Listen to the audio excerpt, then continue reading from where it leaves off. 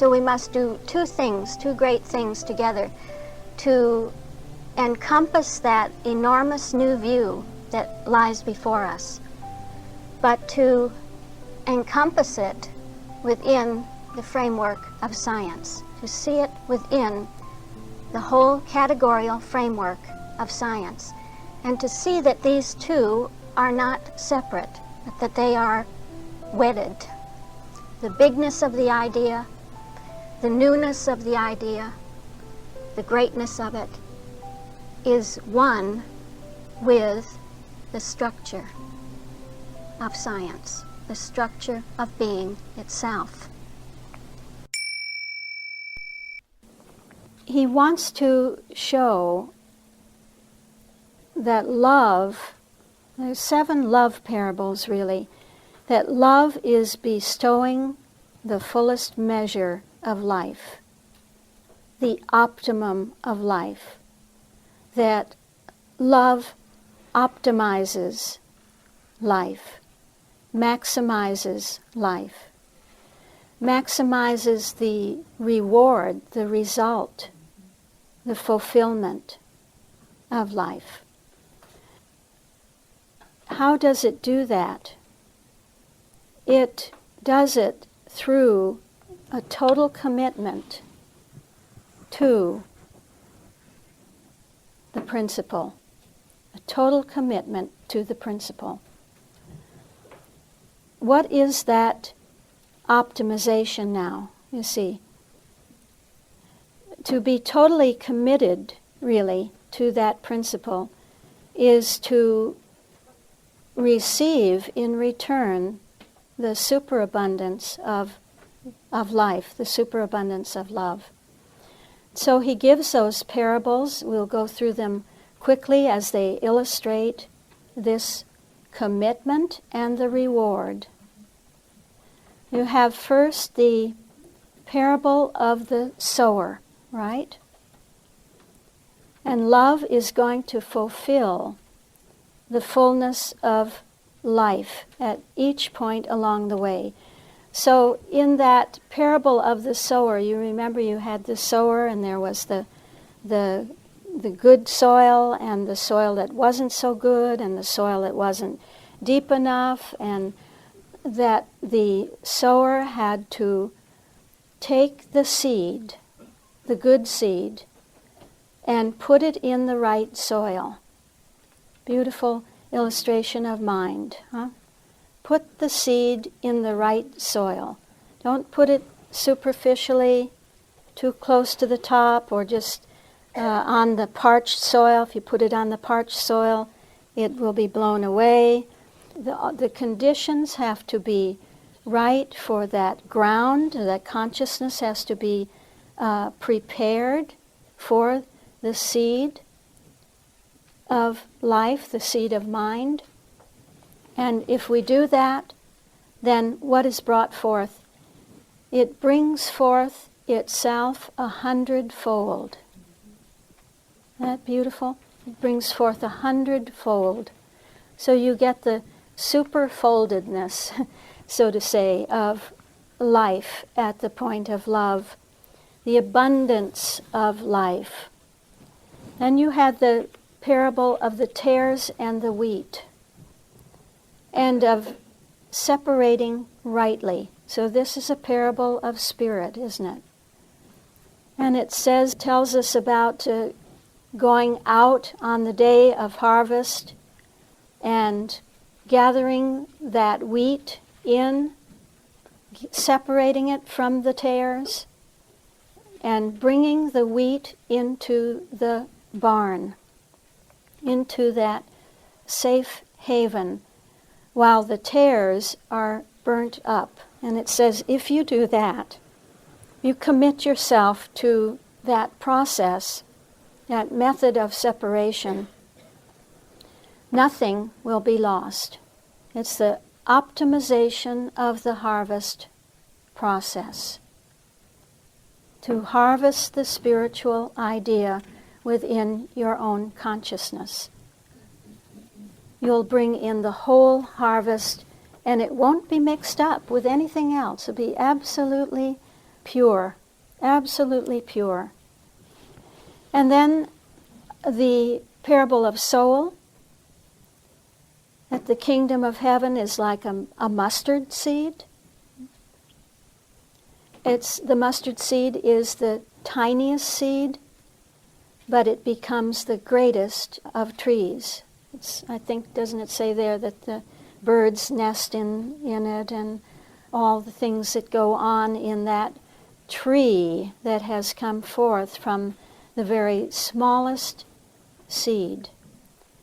So to say, love can take the smallest seed of spirituality, and through the method of that third day, of soul, that method of the seed within itself, through those means, can multiply it without end until it becomes the greatest. This is the truth about us. This is the fact about us. That in the kingdom of heaven, in that kingdom, in that realm of the word as Christianity, we can say, or the kingdom of heaven, when we dwell in that realm, all of these laws are laws that operate for us, that work for us. How love oversees us, how love guarantees the fullness of life for us, the greatest ends for us. And so we see it through mind, through the parable of the sower, we see it through spirit, the parable of the tares and the wheat, and we see it through soul, through the mustard seed and the growing of the mustard seed. And next, he says, and the kingdom of heaven is like leaven. Now this is a principle, a touch of principle. A leaven which a woman took. So it's your womanhood sense then that takes the leaven, and the one principle, that one principle begins to leaven everything. And that is going on, isn't it? That everything is changed by this leaven. It's the leaven which a woman took and hid in 3 measures of meal until the whole was leavened. This is going on. Actually, we live moment by moment within that kingdom of heaven, which is changing our world, changing our universe.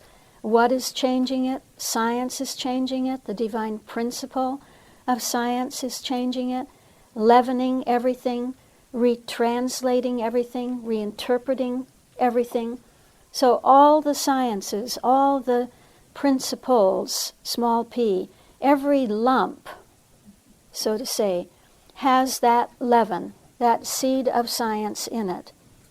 Mrs. Eddy refers to that reference, doesn't she, in her 6th chapter, Science, Theology, and Medicine.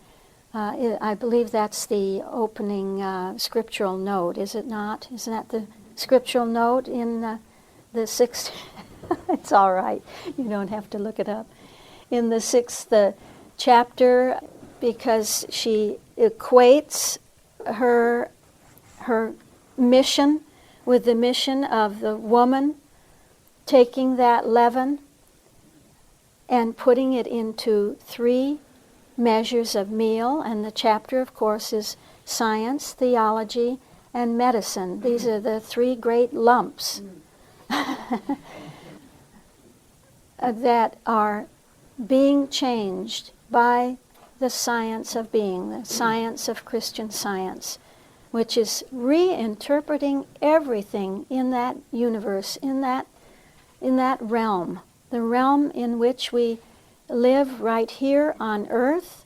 You see, we don't have to go somewhere to experience the kingdom of heaven. It's here with us.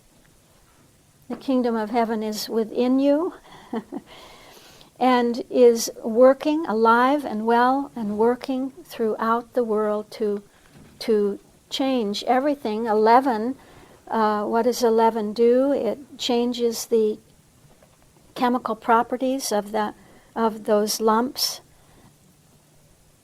turns them into, it's where something is becoming something else, isn't it? Being transformed into something else. And that's exactly what is going on. But it takes our womanhood to see that. That's what love says. And then we come to life, and it's the parable of the treasure hidden in the field. The kingdom of heaven is like a treasure that is hidden in the field. How can we get that treasure?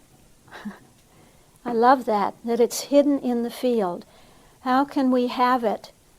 We, first of all, have to sell everything else, give up our earthly all for it, for this treasure. Then we see that you can utilize the redundancy principle of life. Love says, use the redundancy principle of life and buy the whole field. See that? Because if you buy the whole field, if you own the whole field, you see that you own the treasure in the field, right? Wherever that treasure is, it's yours. You have it. This is what love says to us about science. It says you have to take the whole field to get the specific, to get the part. Take the whole, then you have all the parts, all the treasures in the field. All other desires, all other inclinations, all other leadings and motives and interests have to be given up for the one, for that one object. So love says it's a story of total engagement.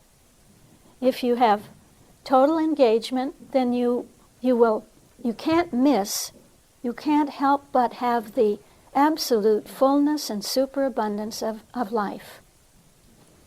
Then we see that there is a further parable that is from the standpoint of truth, and it's the parable of the pearl of great price, the pearl without price. It's not even of great price, it's without price. It's so priceless, you see, the pearl. So the man that wanted that pearl, a man that wanted that pearl had to again sell all that he had, give up everything, and buy the one pearl. It's a great change in standpoint, I think, from metaphysics to science. You see, it's the one pearl. Before it was the one field with the treasure in it. Now it's the one pearl. And so we are seeing something more about science, namely that no single truth, no amount of single truths can ever add up to the one truth, which implies and integrates all truths. So if you buy that, the one pearl of truth itself, the whole of truth, you have all the truths within it. See, love wants to give you all. It wants to give us all. It wants to give us the whole. And then we come to the next parable. This is the parable of love from the standpoint of love, and it's about the man who goes fishing, and he takes his net, a net, and it says, and that net gathered of every kind. Don't you see that every time we come to a net, it's something about love. It implies love. It implies that sense of the systemization of love as a matrix, a consciousness, really, of science within us that is universal, but it is a net. It's scientifically universal, with no breaks in that net. And that net can catch everything. It catches everything. That net, as it says, gathered of every kind, all sorts. So it catches every kind of fish, everything that is out there, draws it in, so that it is like a universal attractor. It attracts, you see that science at the point of love attracts all mentalities, all types, because it has that for which everyone is looking, everyone is seeking. And that's the truth about the science of being as a system, as a structure, as a network. It gives everything, everyone, its place value, their place value. You'll always find your place within the science of being. You'll always find where you are within the science of being, because those categories are so universal, so general, that they catch every specific, every individual. They cover all individual cases. Those 7 are beautiful parables, really, that have a terrific sense of love in them, of love taking care of everything, of love which says, if your standpoint is love, if you are totally committed, totally one with this idea, with the idea of the science of being, if you're totally committed, you see, as we are, if we look at that first tone of mind, totally committed to be the offspring of the parent mind, totally committed to that baptism, to becoming baptized by the Spirit of God, totally committed to that third stage of identifying ourselves with God and becoming the idea of the principle, becoming identified with the divine principle, and understanding that principle, taking it up as the fundamental principle from which we work and operate and demonstrate everything in our experience.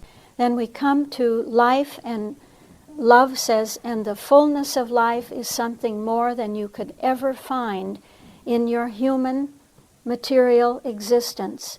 All the things that make you happy. I think Mr. Dorley speaks somewhere about all the toys, all the human toys, material toys, the things that seem to attract us and mean so much to us.